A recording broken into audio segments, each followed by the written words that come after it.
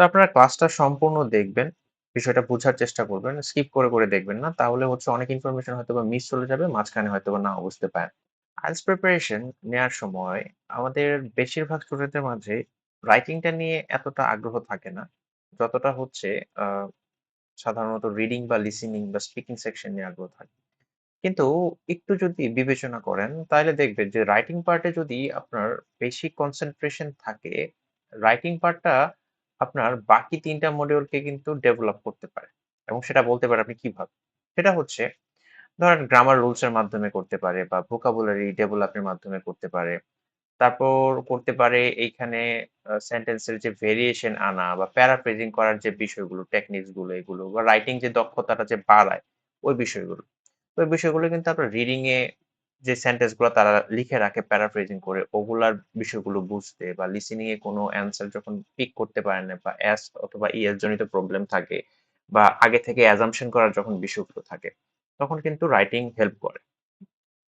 কিন্তু সবচেয়ে বেশি আমাদের প্রবলেম এই রাইটিংটা নিয়েই। কিন্তু রাইটিংটা নিয়ে আমরা তেমন আ কাজ করতে দেখা যায় না। যারা মোটামুটি উম ভালো স্কোর চায় তাদের মধ্যে আবার একটু কনসার্ন দেখা যায়। তো এই বিষয়গুলা মাথায় রেখে বা এই বিষয়গুলোর জন্য আপনাদের জন্য আজকে সহজভাবে এই IELTS রাইটিং টাস্ক 1 ব্যাখ্যা করার চেষ্টা করব। রাইটিং টাস্ক 1 এর একটা আ পেজ নিয়ে নিয়েছি। আজকে একটা টাইপের চিত্র নিয়ে নিয়েছি। সেটা হচ্ছে বার চার্ট। আ আরো যেই পার্ট গুলো আছে যেমন হচ্ছে line chart, table, pie chart, তারপর হচ্ছে প্রসেস আর হচ্ছে ম্যাপ।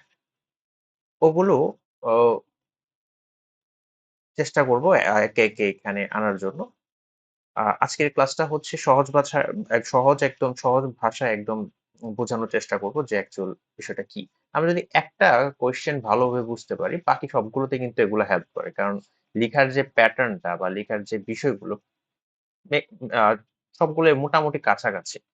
তেমন কোনো চেঞ্জেস নাই। বিশেষ করে আমরা যদি লাইন চার্ট আর বার চার্টের কথা বলি, এগুলা প্রায় সিমিলার। সো এই বিষয়গুলো আমাদের এইখানে আ কি বিষয় আমাদের অ্যাকচুয়ালি এখানে মাথায় রাখতে হয় যে রাইটিং টাস্কটা ভালো করে লিখার জন্য। সো চলুন শুরু করি আজকের রাইটিং টাস্ক 1। যদি আপনাদের রাইটিং টাস্ক 2 প্রয়োজন মনে হয় আজকের ক্লাসটা করার পর তাহলে আমাদেরকে কমেন্ট করে অবশ্যই জানাবেন যে আমাদের এরকম সহজ ভাষায় আ রাইটিং টাস্ক 2 টার ব্যাখ্যাও দরকার আছে। ঠিক আছে? সো রাইটিং টাস্ক 1 যখন আমরা লিখি তখন আমাদের ১ম যে বিষয়টা কনসার্ন এর বিষয় যে আমরা কয়টা প্যারাগ্রাফ এক্সট্রা লিখবো। ঠিক আছে? সো এখানে আমরা ৪ টা প্যারাগ্রাফ ইউজ করার ট্রাই করি। ১ম টা হচ্ছে ইন্ট্রোডাকশন। দেন ২য় টা হচ্ছে যদি বলি আ সেটা হচ্ছে ওভারঅল। আমরা চেষ্টা করব ওভারঅলটা ২য় সেকশনে দিয়ে দিতে। রিস্ক নেওয়ার দরকার নাই। বডি পার্ট, বডি পার্ট 1 আর হচ্ছে body part, body part 2। So এই ৪ টা পার্টে আমরা সাধারণত রাইটিং টাস্ক 1 গুলো লিখার চেষ্টা করি। তো এখন যে বিষয়টা বলব সেটা হচ্ছে ইন্ট্রোডাকশন। ফার্স্ট এ ইন্ট্রোডাকশন। তো ইন্ট্রোডাকশন যখন আমরা লিখতে যাব,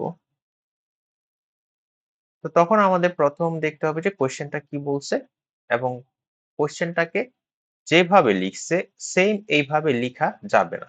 সেম লিখা যাবে না। এটাকে করতে হবে প্যারাফ্রেজ।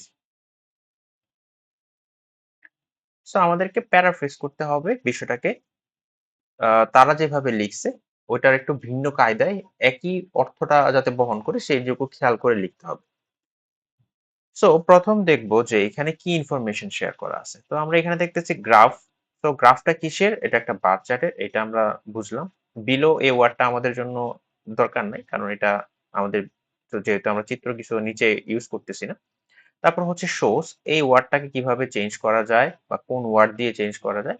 তারপর হচ্ছে সবচেয়ে যে মেইন ইম্পোর্টেন্ট পার্ট সেটা হচ্ছে এই যে অংশটুকু।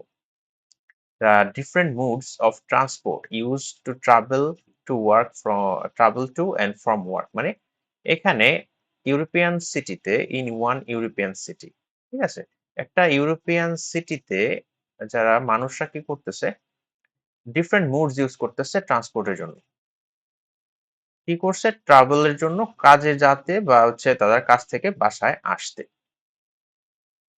তো এখানে কি ধরনের ট্রান্সপোর্ট ইউজ করছে এখানে কিন্তু মেনশন নেই।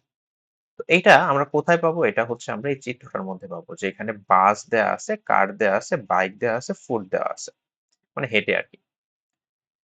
সো এই যে এইখানটায় আমরা খেয়াল রাখতে হবে যে এমন কোনো ইনফরমেশন আছে কিনা যেটা হচ্ছে এইখানটায় নাই, মানে কোয়েশ্চেনটায় নাই কিন্তু চিত্রের মধ্যে আছে।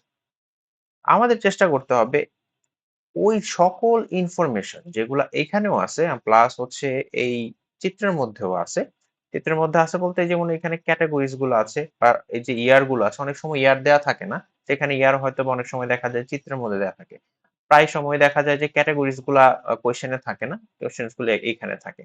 আবার কিছু অন্যান্য ইনফরমেশন হইতে পারে যেমন এটা মান্থলি নাকি উইকলি এরকম ইনফরমেশন গুলো কিন্তু থাকতে পারে। সো ওই যে ইনফরমেশন গুলো সাধারণত আমাদের ইন্ট্রোডাকশনে তুলে দিতে হয় এবং ইন্ট্রোডাকশনে যখন সেটা তুলতে হয় তখন সেটা সর্বোচ্চ একটা সেন্টেন্সের মধ্যেই সবগুলা বিষয়কেই আমাদেরকে ইনক্লুড করতে হয়। সবগুলা বিষয়কে যেহেতু আমাদেরকে ইনক্লুড করতে হয় তার কারণে আমাদের লিখার যে সেন্টেন্সটা ওটা কিন্তু অনেকটা বড় হয়ে যায় এবং এই লিখাটাই হচ্ছে কিভাবে লিখতে হয় সেটাই আমরা হচ্ছে অনেক সময় প্যাচগোছ লাগাই ফেলি কারণ এইটা রাইটিং টাস্ক মানে সবচেয়ে আমার মনে হয় যে অনেকে স্টুডেন্টরা যখন পড়ায় তখন সবচেয়ে বেশি কমপ্লিকেশন এখানে ফেস করে হচ্ছে এটা ইন্ট্রোডাকশনে যে ইন্ট্রোডাকশনটা কিভাবে লিখবে তারা এটা গুছাইতে পারে না। তো গোছানোর জন্য কিছু প্রশ্ন অ্যাকচুয়ালি নিজেকে করতে হয়। তো সে বিষয়গুলোই হচ্ছে আজকে একে একে আপনাদের জন্য শেয়ার করছি।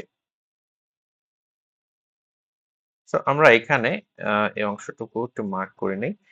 সো ১ম এ যেহেতু আমাদের চার্ট আছে কিন্তু আমরা তো চার্টটা জানি যে এটা কি চার্ট আছে। তাহলে আমরা লিখতে পারি the bar chart.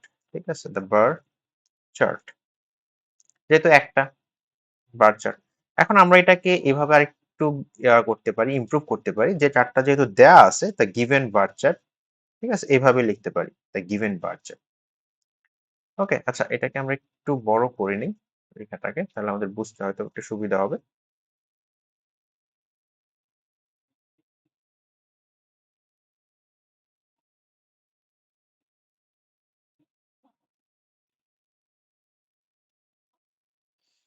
Okay, the given bar chart.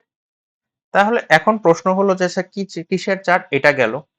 এখন প্রশ্ন হবে যে এখানে তাহলে কি হচ্ছে বা কি দেখাচ্ছে? তারা এখানে shows ওয়ার্ডটা ইউজ করছে। এখন আপনি এটার পরিবর্তে আরেকটা ইউজ করেন। সেম ইউজ করার দরকার নেই। এখানে অনেকগুলো আছে। illustrate আছে, provides আছে, compares আছে, তারপর হচ্ছে depicts আছে। এই ওয়ার্ডস গুলো আমরা ইউজ করতে পারি। তো এখান থেকে আমরা এখানে compares টা নিলাম। The bar chart compares। তো এখন প্রশ্ন আসবে যে কি কম্পেয়ার করতেছে? কম্প্যারিজনটা যে করতেছে সেটা কি করতেছে? তাহলে এখানে এই যে অংশটুকু দেয়া আছে, এই যে এখানের যে অংশটুকু, এই অংশটুকু হচ্ছে কি পার্সেন্টেজে দেওয়া আছে। তো পার্সেন্টেজ মানে আমরা পার্সেন্টেজ যেহেতু তারা ইউজ করে না, এটা চাইলে আমরা ইউজ করতে পারি, আবার চাইলে আমরা প্রপোর্শন ইউজ করতে পারি। তাহলে আমরা এখানে কি করতে পারি? The compares the proportions compares the proportions। এখন প্রপোর্শনটা কিসের? হচ্ছে ট্রান্সপোর্ট যা ইউজ করা হচ্ছে সেটা। তাহলে ট্রান্সপোর্টটা কারা ইউজ করতেছে? আমরা চাইলে এটা লিখতে পারি। The proportion of people people। তো তারা কি করছে? ট্রান্সপোর্ট ইউজ করছে। তাহলে হো। এখানে ট্রাভেল আছে। তো এখানে আসা যাওয়ার জন্য আমরা এটাকে কিভাবে চেঞ্জ করতে পারি এই জিনিসটা আমাদেরকে একটু এখানে খেয়াল করতে হবে। ট্রাভেলের বদলে আমরা এখানে ওয়ার্ডটা ইউজ করতে পারি কমিউটেড। যেহেতু পাস্টে ছিল আমরা এখানে কমিউটেড ইউজ করতে পারি। পিপল ও কমিউটেড। তো কমিউটেডটা করছে কি দিয়ে বা কিসের দ্বারা? তারা যে ট্রাভেলটা করছে তারা ট্রাভেলটা কিভাবে করছে? বাই দ্বারা বাই। এখন আমরা ইউজ করব এই অপশনস গুলো বা ক্যাটাগরিজ গুলো। কোন ক্যাটাগরিজ এখানে ছিল? তাহলে আমরা এখানে ক্যাটাগরিজ গুলো লিখি একটা করে। বাস, কার, দেন হচ্ছে বাইক, দেন হচ্ছে কমা এন্ড অন ফুট। ওকে? তো এখানে চেষ্টা করবেন ৫টার বেশি হয়ে গেলে আর না লিখার। ওইখানে তখন ডিফারেন্ট টাইপস অফ ট্রান্সপোর্ট বা ডিফারেন্ট মুডস এরকম ইউজ করে এই সেন্টেন্স গুলো ইউজ করে তখন আমরা এখানে মেনশন করে দিতে পারি। কারণ অনেকগুলা ক্যাটাগরি হয়ে গেলে লেখাটা দেখতে এতটা সুন্দর মনে হয় না। তো এটা নিয়েও একটু পরে কথা বলতেছি। তো who commuted by bus, car, bike and on foot. কিভাবে গেল?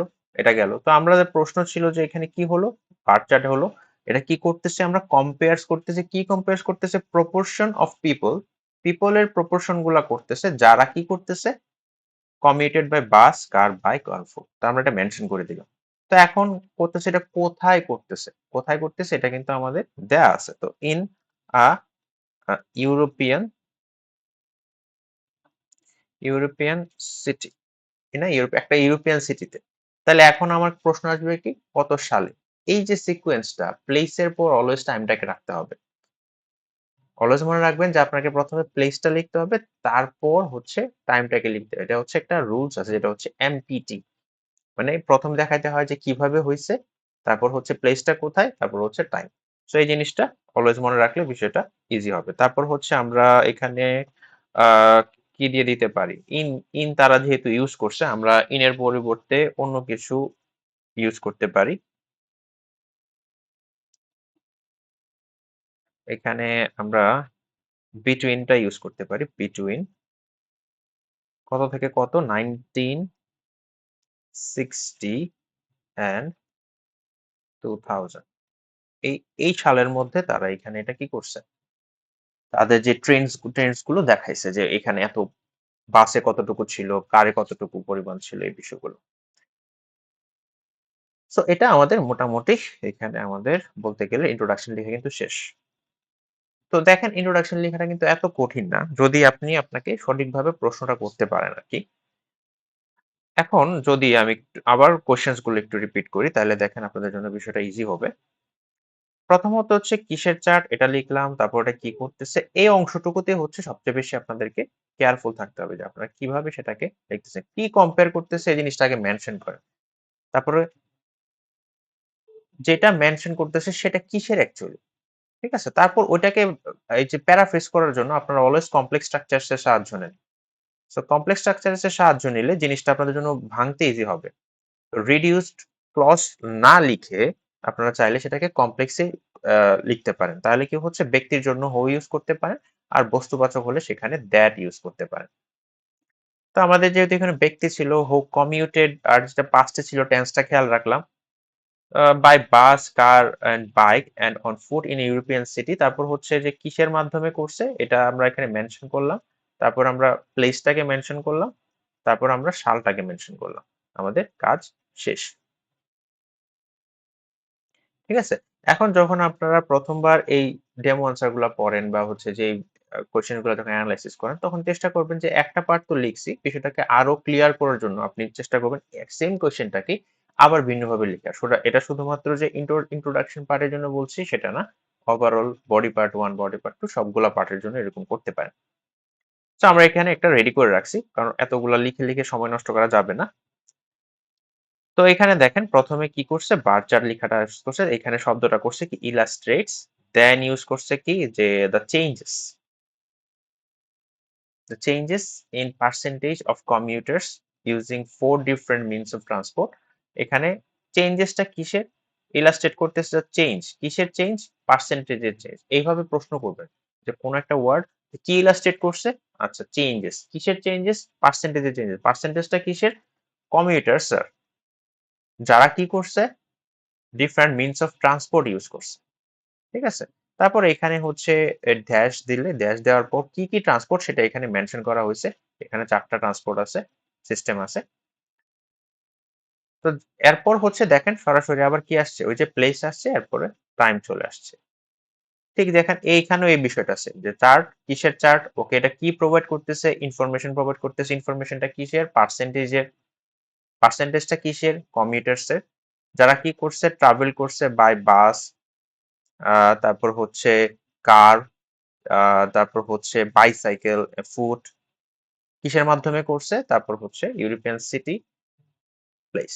ঠিক আছে? তো প্রত্যেকটা পার্টই কিন্তু ঠিক একইভাবে আপনারা চাইলে একটু চেঞ্জ করে করে লিখতে পারেন। পার্সেন্টেজ, প্রপোর্শন, এই ওয়ার্ডস গুলো একটু এদিক সেদিক করে করে বিষয়টাকে আরো একটু ঘুরে ফিরে লিখতে পারো। এখানে প্রিপোজিশনাল যে বেসিক ইউজটা সেটাও একটু শিখে নিতে হবে যে সম্পর্কে কিভাবে লিখতে হয়। এইটা র এটার বোঝানোর জন্য কিভাবে ইউজ করতে হয়। তারপর হচ্ছে এখানে টাইমের ভেরিয়েশন গুলার জন্য। তারপর হচ্ছে টেন্সের যে স্ট্রাকচার মূলত এখানে আহ, কোনো কাজ যেটা আগে হয়ে গেছে এর জন্য আমরা পাস্ট টেন্স ইউজ করি।